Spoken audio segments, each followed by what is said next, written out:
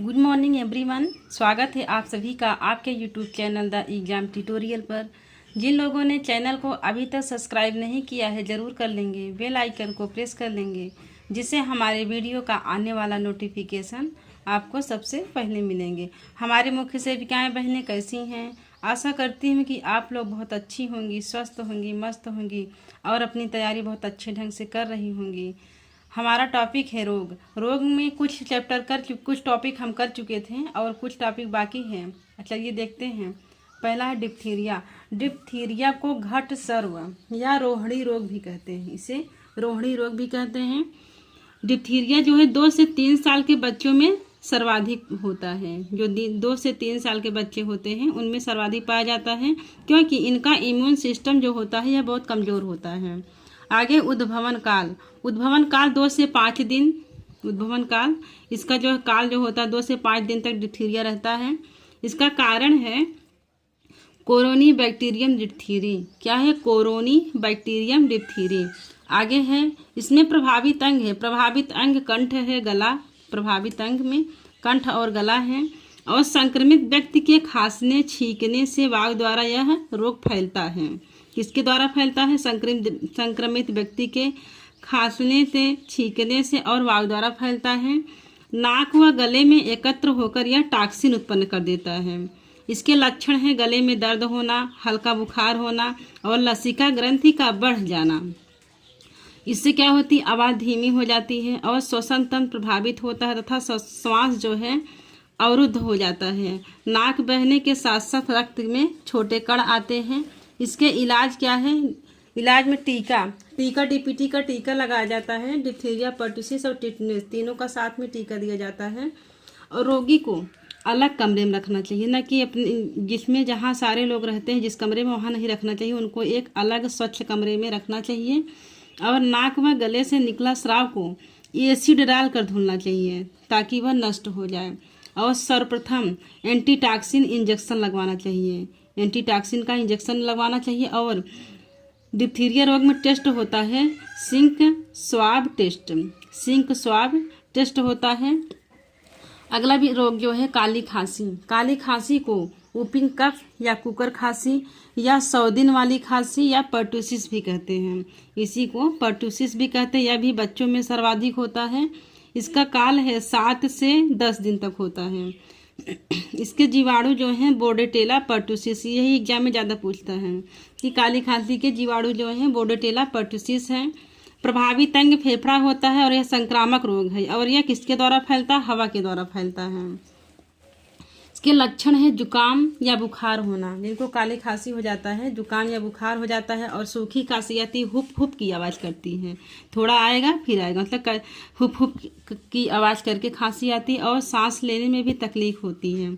इलाज क्या है? डीपीटी का टीका लगवाएं और एंटीबायोटिक्स एरिथ्रोमाइसिन, क्लोरेम्फेनिकोल देना चाहिए। अगला बीमारी जो टिटनेस। टिटनेस को धनु रोग या धनुष तंबा, धनुवती या लाकजा या जबड़ा बंद रोग भी कहते हैं। समानता टिटनेस जो है सर्वाधिक गंभीर सभी मांसपेशियों को प्रभावित करता है। समान टिटनेस जो होता है वह सर्वाधिक गंभीर होता है और सभी मांसपेशियों को प्रभावित करता है। और स्थानीय टिटनेस में क्या होता है? संक्रमित घाव के आसपास ही, जो संक्रमित घाव होता है उसी के आसपास यह ज़्यादा इफेक्टिव होता है। और सिफेलिक टिटनेस क्या है? सिफेलिक टिटनेस या सिर व कान में होता है। सिफेलिक टिटनेस सिर व कान में होता है। और नियोनेटल टिटनेस, इसमें क्या है? 1 माह से कम उम्र के बच्चों में होता है। अब नियोनेटल टिटनेस दे दिया ऑप्शन में, तो उसने इसे क्वेश्चन दे दिया कि नियोनेटल टिटनेस क्या है। तो वहाँ ऑप्शन दे दे 1 माह से कम उम्र के बच्चे, 1 माह से ज़्यादा उम्र के बच्चे, तो आपका 1 माह से कम उम्र के बच्चे करेक्ट होगा। इसका काल जो है उद्भवन काल 4 दिन से 3 सप्ताह तक रहता है। 4 दिन से 3 सप्ताह तक रहता है। और इसके कारण हैं क्लास्ट्रीडियम टिटानी। कारण है क्लास्ट्रीडियम टिटानी। टिटनेस रोग मिट्टी, जंग, लोहे से शरीर में फैलता है। यह जीवाणु कुछ जानवरों की आंत में पाया जाता है, जैसे घोड़ा, बकरी, कुत्ता, मुर्गी के मल से यह मिट्टी में मिल जाता है। तो जिससे कभी लोहे से चोट लगती है, जंग लगा लोहा होता है, तो उससे यह फैलने की ज़्यादा संभावना होती है। इससे तुरंत टीका लगवाया जाता है। प्रभावित अंग इसमें होते हैं मांसपेशियां और लक्षण हैं मांसपेशियों की ऐंठन, तेज दर्द होता है, जबड़ा बंद और रीढ़ की हड्डी मुड़कर धनुषाकार हो जाती है और खाना निगलने में भी समस्या होती है। और इसके इलाज है डीपीटी का टीका लगवाएं और गर्भवती में टीटी का टीका लगवाया जाता है। गर्भवती महिला में टीटी का टीका 2 इंजेक्शन लगवाया जाता है। महिला गर्भवती हुई, पता चला कि महिला गर्भवती है तो तुरंत टीका लगवा देना चाहिए टीटी का। उसके 4 सप्ताह बाद यानी कि 1 मंथ बाद फिर दूसरा टीका लगवा देना चाहिए। इससे किसी व्यक्ति को चोट लगने के बाद अगर चोट लग जाती है तो उसको एटीएस का जो टिटनेस का इंजेक्शन होता है 24 घंटे के अंदर लगवा देना चाहिए। 24 घंटे के अंदर लगवा देना चाहिए। अगला है पोलियोमाइलाइटिस या इन्फेंटाइल पैरालिसिस। 24 अक्टूबर को विश्व पोलियो दिवस मनाया जाता है। विश्व पोलियो दिवस 24 अक्टूबर को मनाया जाता है। 2022 की थीम है विश्व पोलियो दिवस 2022 और उससे आगे माताओं और बच्चों के लिए एक स्वस्थ भविष्य। इसमें प्रभावित बच्चे होते हैं 5 वर्ष तक या इससे अधिक होते हैं। यह बीमारी बच्चे के किसी भी अंग को जीवन भर के लिए दुर्बल कर सकती है।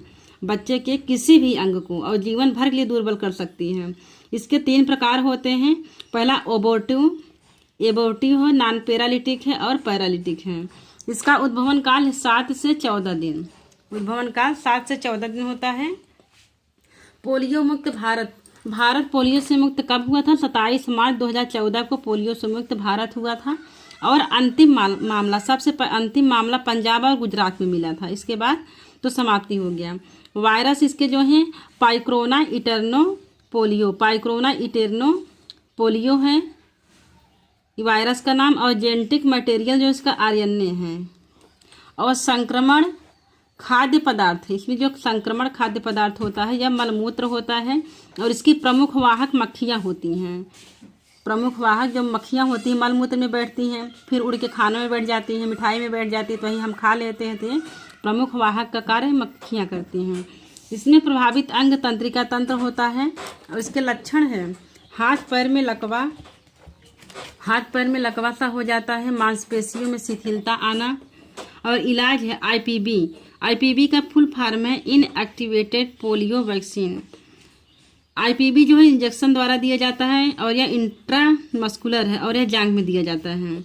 साल्क का जो वैक्सीन है किल्ड वैक्सीन है, यह ओपीवी है, मुंह द्वारा दिया जाता है। और साबिन का जो है यह लाइव वैक्सीन है, यह आईपीवी है, यह इंजेक्शन द्वारा दिया जाता है।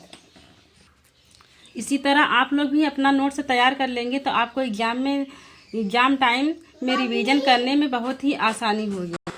अगला है खसरा को मेजल्स या रूबेला या रोमांटिका या बोदरी रोग भी कहते हैं।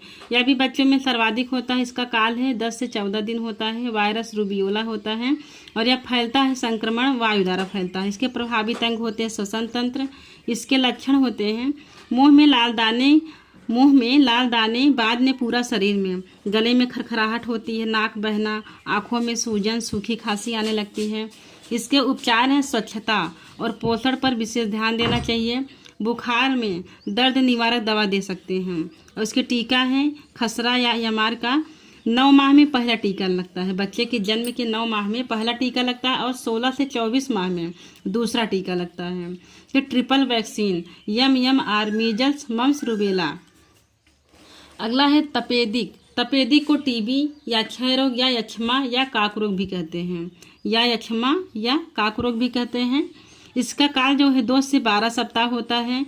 और 24 मार्च को तपेदिक दिवस मनाया जाता है। और 2023 की थीम है yes we can end TB, हाँ हम टीबी को समाप्त कर सकते हैं। यह 2023 का थीम है।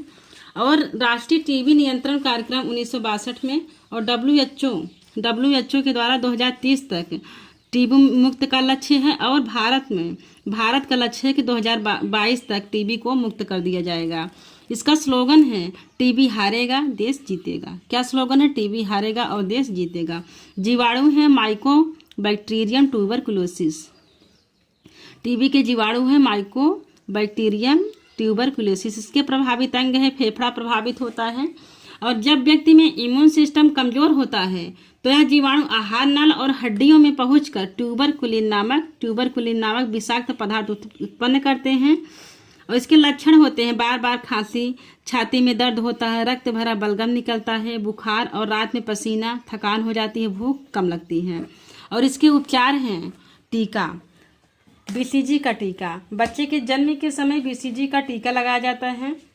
और उपचार में डॉट्स का फुल फॉर्म है डायरेक्टली ऑब्जर्व ट्रीटमेंट शॉट का कोर्स 6 से 8 माह तक चलता है। इसमें जांच होता है TST, tuberculin skin test. TST test होता है किसमें, क्षय रोग में या टीबी में।